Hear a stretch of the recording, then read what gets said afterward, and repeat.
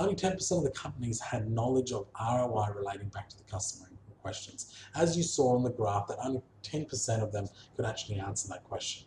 Now, I understand that, the prerogative here is actually to get us into a meeting. What I wanted to know, and what I was looking at here, was how were they relating it back to the questions that were being asked, and it wasn't being done well. So in this case, like I said, when somebody asks you, what's your return on investment, what's your profitability, then you can say, look, what are you looking for?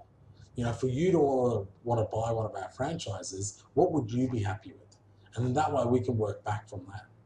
And then that you can start giving ballpark figures and say, well, from what you're asking, you will be looking at, say, 8 to 12% net profit on whatever the ROI is, whatever the terminology is. But then you can actually talk to them and say, well, this is how it can be achieved. And what I'd really like to do is now set a time to show you what we do and how it can be achieved. See, that way you're actually meeting the expectation of the customer. It's so much more powerful than actually just saying, hey, we can have a discussion with you when we meet up. And people are like, I don't know.